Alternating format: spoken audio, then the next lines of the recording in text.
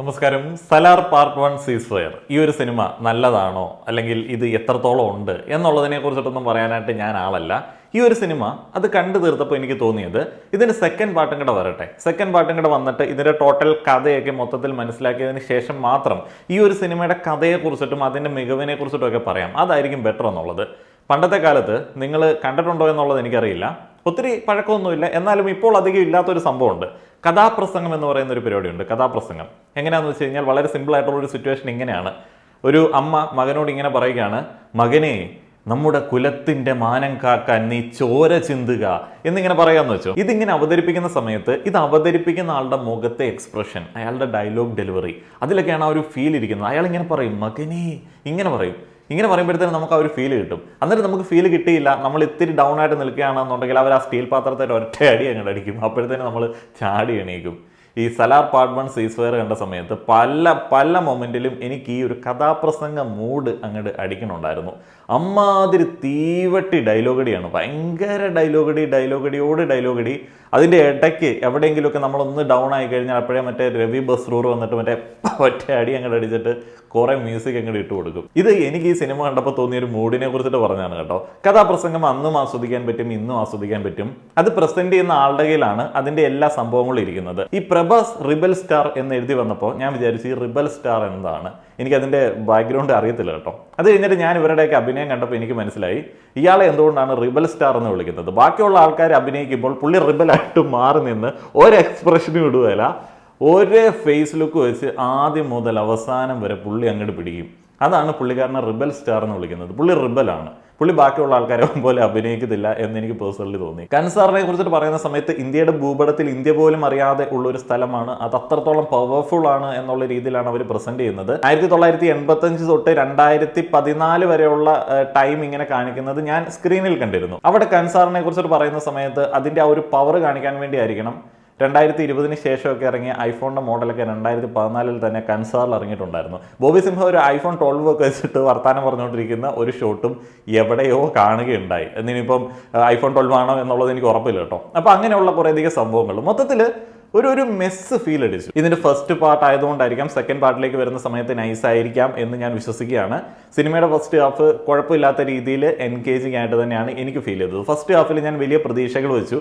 ഇതിൻ്റെ ഒരു കഥാപ്രസംഗം മൂടാണ് എന്നുണ്ടെങ്കിലും എന്തുകൊണ്ട് ഇത് എനിക്ക് ഇഷ്ടപ്പെടുന്നു എന്ന് ഞാനിങ്ങനെ ആലോചിച്ചു. അതിനോടൊപ്പം ഞാൻ ആലോചിച്ച ഒരു കാര്യമുണ്ട്, നമ്മൾ പണ്ട് കുറേ കത്തിപ്പടങ്ങളെയൊക്കെ ഇങ്ങനെ കുറ്റം പറഞ്ഞിട്ടുണ്ടല്ലോ, അതിൻ്റെയൊക്കെ പക വീട്ടാൻ വേണ്ടി പ്രശാന്ത് നീൽ നമുക്കിട്ട് ചെയ്ത ഒരു പണിയായിരിക്കും. നമ്മളിതൊക്കെ കണ്ടിട്ട് എന്തിനാ കൈയടിക്കുന്നത്? കാരണം ഡയലോഗൊക്കെ പലതും ഇങ്ങനെ മറ്റേ നമ്മൾ പണ്ട് കത്തി എന്നൊക്കെ വിളിച്ചുകൊണ്ടിരുന്ന ഡയലോഗിൻ്റെ ഒക്കെ വേറെ ലെവൽ കത്തി സാധനങ്ങളൊക്കെയാണ്. ഇതിൻ്റെ ഫസ്റ്റ് ഫൈറ്റൊക്കെ കണ്ടപ്പോൾ ഞാൻ വിചാരിച്ചു ഭീകര കത്തിയായിരിക്കും എന്നുള്ളത്. പക്ഷേ അത് വളരെ വ്യത്യസ്തമായിട്ടുള്ള രീതിയിൽ അവർ കൈകാര്യം ചെയ്തു. ഒരു 11 kV ലൈനൊക്കെ വെച്ചിട്ടുള്ള ഒരു പരിപാടിയായിരുന്നു. അത് നൈസായിട്ട് തന്നെ വന്നിട്ടുണ്ടായിരുന്നു.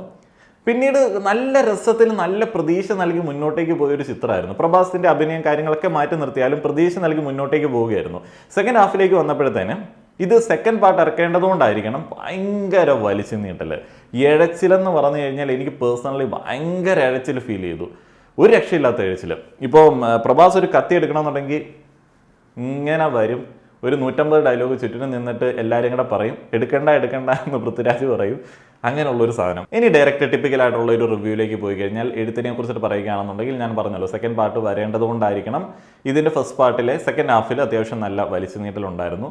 ഇനി ഡയലോഗുകളെ കുറിച്ചിട്ട് എടുത്ത് പറയണം. പ്രശാന്ത് നീൽ ചിത്രങ്ങളിൽ ഡയലോഗിന് വലിയ ഇമ്പോർട്ടൻസ് ഉണ്ട്. ഡയലോഗിലാണ് ചിത്രം ഇങ്ങനെ നിൽക്കുന്നത്. KGF ഒക്കെ ആണെങ്കിലും അതിൻ്റെ ഡയലോഗിലാണ്. അത് ഡബ് ചെയ്ത് വരുമ്പോഴും നല്ല രസമായിട്ട് തന്നെ ആ ഒരു ഡയലോഗുകൾ നമുക്ക് ഇഷ്ടപ്പെടും. 3 ആളുകൾ ചേർന്നാണ് ഇതിൻ്റെ ഡയലോഗ് എഴുതിയിരിക്കുന്നത്. സന്ദീപ് റെഡ്ഡി ബാന്ദ്ല, ഹനുമാൻ ചൗധരി, ഡോക്ടർ സൂരി, 3 ആളുകൾ ചേർന്ന് എഴുതിയിരിക്കുന്ന ഈ ഒരു ഡയലോഗുകൾ പലപ്പോഴും നാടകീയമായിട്ട് പോവുകയും അവസാനത്തിലേക്ക് വരുന്ന സമയത്ത് പൃഥ്വിരാജ് പ്രഭാസിനോട് പറയുന്ന ചില ഡയലോഗുകളൊക്കെ ഭയങ്കര ലോ ലെവലായി പോവുകയും ചെയ്തു.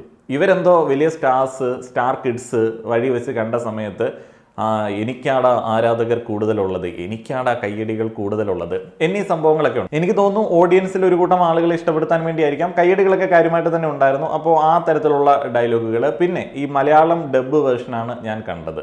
മലയാളം ഡബിലേക്ക് വരുന്ന സമയത്തും പൃഥ്വിരാജിൻ്റെ സൗണ്ട് അത് തന്നെ ആയിരുന്നതുകൊണ്ട് നല്ല രസമായിട്ട് ആസ്വദിക്കാൻ പറ്റി. മലയാളം ഡബ് ക്വാളിറ്റിക്ക് അടിപൊളിയാണ്. ഇത് മലയാളത്തിലേക്ക് വരുമ്പോഴും ഒരു മൊഴിമാറ്റ ചിത്രം കാണുന്ന ഒരു ഫീൽ ഇല്ല. നമുക്ക് നൈസായിട്ട് തന്നെ ആസ്വദിക്കാൻ പറ്റുന്ന രീതിയിലേക്കുള്ള സംഭവങ്ങളൊക്കെ തന്നെയാണ്. ഇനി എല്ലാവരും കാത്തിരിക്കുന്ന ചിത്രത്തിൻ്റെ കാസ്റ്റ്, പെർഫോമൻസ് അതിനെക്കുറിച്ചിട്ട് പറയുകയാണെന്നുണ്ടെങ്കിൽ പൃഥ്വിരാജ് ഒന്നും പറയാനായിട്ടില്ല. അദ്ദേഹത്തിൻ്റെ പെർഫോമൻസ് നൈസായിരുന്നു. അദ്ദേഹത്തിൻ്റെ ക്യാരക്ടർ നല്ല രസമായിട്ട് രൂപപ്പെടുത്തിയ ഒരു ക്യാരക്ടറായിരുന്നു. ഡയലോഗുകൾ അദ്ദേഹത്തിന് കൊടുത്താലേ അദ്ദേഹത്തിന് പറയാൻ പറ്റുള്ളൂ. അപ്പോൾ ആ ഒരു ഡയലോഗുകൾ അത്ര നൈസായിട്ട് വന്നിട്ടില്ലെങ്കിലും ചിത്രത്തിൽ എനിക്ക് ഏറ്റവും മികച്ച രീതിയിൽ അഭിനയിച്ചത് പൃഥ്വിരാജായിട്ടാണ് തോന്നിയത്.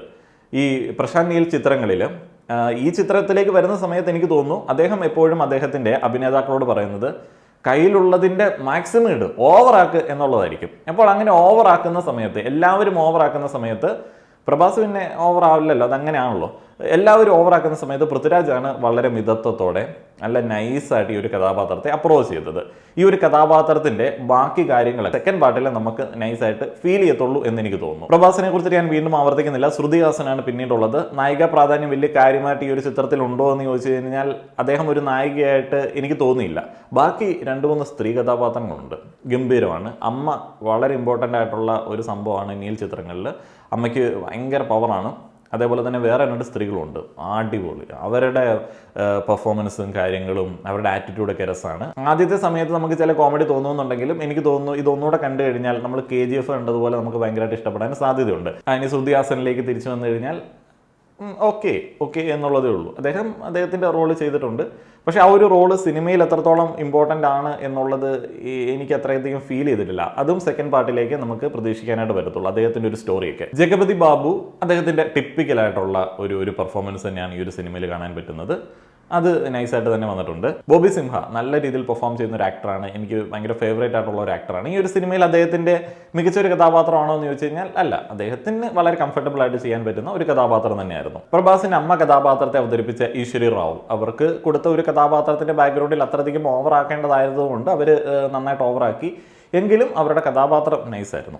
ഇതൊക്കെയാണ് ഇതിൻ്റെ കാസ്റ്റിനെ കുറിച്ചിട്ട് പറയുമ്പോൾ എനിക്ക് തോന്നുന്നത്. ഗംഭീര ഒരു സിനിമയിൽ ഗംഭീര കഥാപാത്രങ്ങൾ എന്നുള്ള രീതിയിലേക്ക്, മറ്റേ KGF-നകത്ത് യാഷ് വന്നപ്പോൾ ഉള്ളൊരു കഥാപാത്രം, യാഷിൻ്റെ അമ്മയും അങ്ങനെയുള്ള ഒരു സാധനം ഇതിനകത്തില്ല.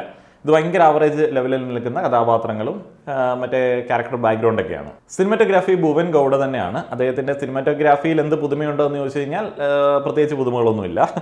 അദ്ദേഹത്തിൻ്റെ ആ ഒരു ടിപ്പിക്കലായിട്ടുള്ള ഫ്രെയിംസും അദ്ദേഹത്തിൻ്റെ ആ ഒരു അപ്രോച്ചും ഒക്കെ തന്നെയാണ്. പോസ്റ്റ് അപ്പോക്കലിപ്റ്റോ ലുക്കിലുള്ള ബാക്ക്ഗ്രൗണ്ട് ഒക്കെ ആണല്ലോ. അപ്പോൾ ആ ഒരു ബാക്ക്ഗ്രൗണ്ടിൽ നമ്മൾ സ്ഥിരമായിട്ട് ടിപ്പിക്കലായിട്ട് കാണുന്ന ഡാർക്ക് റെഡ് ആൻഡ് ബ്ലാക്ക് ആ ഒരു മൂഡിലുള്ള ഒരു കോമ്പിനേഷൻ പലപ്പോഴും പല സിനിമകളിലും പല മ്യൂസിക് വീഡിയോസിലൊക്കെ നമ്മൾ കണ്ടിട്ടുണ്ട്.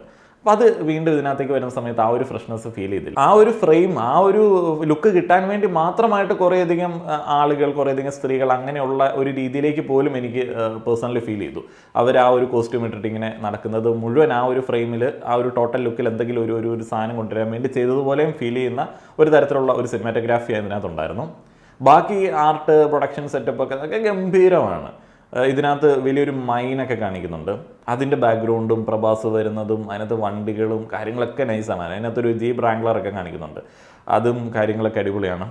അങ്ങനെയുള്ള കാര്യങ്ങളൊക്കെ ഭയങ്കര നൈസായിട്ടാണ് വന്നിരിക്കുന്നത്. ഉജ്വൽ കുൽക്കർണിയാണ് ചിത്രത്തിൻ്റെ എഡിറ്റിംഗ് നിർവഹിച്ചിരിക്കുന്നത്. എഡിറ്റിങ്ങിനെ കുറിച്ച് പറഞ്ഞ സമയത്ത് ഇൻഡസ്ട്രിയിൽ യൂസ് ചെയ്യുന്ന 2 സോഫ്റ്റ്വെയറുകളുടെയും ഒരു കോഴ്സ് ഞാൻ ഡിസൈൻ ചെയ്ത് അപ്ലോഡ് ചെയ്തിട്ടുണ്ട്. അതിൻ്റെ ടെക്നിക്കലായിട്ടുള്ള കാര്യങ്ങൾ, സോഫ്റ്റ്വെയർ ലേണിംഗ് നിങ്ങൾക്ക് താല്പര്യമുണ്ട് എന്നുണ്ടെങ്കിൽ ആ ഒരു കോഴ്സുകൾ എടുക്കാവുന്നതാണ്. ലിങ്ക് താഴെ കൊടുത്തേക്കാം. രവി ബാസ്രൂർ തന്നെയാണ് ചിത്രത്തിൻ്റെ സംഗീത സംവിധാനം നിർവഹിച്ചിരിക്കുന്നത്. ഈ മലയാളത്തിലേക്ക് മൊഴി മാറ്റി വരുന്ന KGF ആദ്യം കണ്ട സമയത്തും അതിനകത്തെ പാട്ടുകൾ അടിപൊളിയായിരുന്നു. ഇപ്പോഴും നമ്മൾ റിപ്പീറ്റ് കേൾക്കുന്ന പാട്ടുകളാണ്. ഈ ഒരു ചിത്രത്തിലെയും പാട്ടുകൾ എനിക്ക് പേഴ്സണലി ഇഷ്ടപ്പെട്ടു. ഞാൻ പറഞ്ഞ ആ ഒരു കഥാപ്രസംഗ മൂഡുള്ളപ്പോഴും ഭയങ്കര റിഫ്രഷിംഗ് ആണ് ഇതിനകത്തെ പാട്ടുകൾ എന്ന് പറയുന്നത്. ബാക്ക്ഗ്രൗണ്ട് സ്കോർ നമ്മൾ ആ ഒരു ട്രെയിലറിലൊക്കെ കേട്ട ആ ഒരു സാധനം കേൾക്കുമ്പോൾ നൈസായിട്ട് വരുന്നുണ്ട്. എന്നാലും അവസാനത്തിലേക്കൊക്കെ വരുന്ന സമയത്ത് ഇങ്ങനെ കയറ്റി ചില സമയത്ത് അതിന് മാത്രം ഇമ്പോർട്ടൻസ് ഉള്ളൂ എന്ന് തോന്നിപ്പോകുന്ന തരത്തിലേക്കാണ് അതിൻ്റെ ബാക്ക്ഗ്രൗണ്ട് സ്കോർ. പക്ഷേ രവി ബസ്രൂറിൻ്റെ വർക്ക് അടിപൊളി തന്നെയാണ്. 270 കോടി മുതൽ മുടക്കിലെങ്ങാണ്ടാണ് ഈ ഒരു ചിത്രം അണിയിച്ചൊരുക്കിയിരിക്കുന്നത്. 177 മിനിറ്റാണ് പാർട്ട് 1 സീസ്ഫയർ നമ്മൾ കാണേണ്ടത്. ഈ ഒരു ചിത്രത്തിൻ്റെ സെക്കൻഡ് ഹാഫിൽ ഇവർ എന്തൊക്കെയോ പറയാനായിട്ട് ഉദ്ദേശിക്കുന്നുണ്ട് എന്ന് എനിക്ക് തോന്നുന്നു. കാരണം ഫസ്റ്റ് ഹാഫിൽ എല്ലാവരെയും ഇൻട്രൊഡ്യൂസ് ചെയ്യുന്ന ഒരു രീതിയിലേക്കാണ് വന്നിരിക്കുന്നത്. ഫസ്റ്റ് പാർട്ടിൽ എല്ലാവരെയും ഇൻട്രൊഡ്യൂസ് ചെയ്യുന്ന സമയത്തും സെക്കൻഡ് ഹാഫ് എന്നോട് നീതി പുലർത്തിയായിട്ട് തോന്നിയില്ല. വലിച്ചു നീട്ടിയത് പോലെ തോന്നിയതുകൊണ്ടാണ് ഞാൻ അതിനെക്കുറിച്ച് അങ്ങനെ പറഞ്ഞത്. ഏതായാലും സെക്കൻഡ് പാർട്ടിൽ വലിയ പ്രതീക്ഷകളുള്ള ഒരു ചിത്രം തന്നെയാണ് ഈ സെലാർ പാർട്ട് 1 സീസ്ഫയർ എന്ന് പറയുന്നത്. നിങ്ങൾ കണ്ടിട്ടുണ്ട് എന്നുണ്ടെങ്കിൽ നിങ്ങൾ അഭിപ്രായങ്ങൾ പറയുക. വ്യക്തിപരമായിട്ടുള്ള ഒരു അഭിപ്രായമായിട്ട് എടുക്കുക. ഈ ഒരു സിനിമയൊക്കെ എൻ്റെ ഒരു പെർസ്പെക്റ്റീവിൽ മാത്രം നോക്കിയിട്ടല്ല നിങ്ങൾ ടിക്കറ്റ് എടുക്കേണ്ടത്. ഇതൊക്കെ അങ്ങനെയുള്ള ഒരു സിനിമയാണ്. ഒന്ന് പോയി കാണാൻ പറ്റുകയാണെന്നുണ്ടെങ്കിൽ നല്ലൊരു തിയേറ്ററിൽ പോയി കണ്ട് നോക്കുക. എനിക്കതേ പറയാനായിട്ടുള്ളൂ. നന്ദി.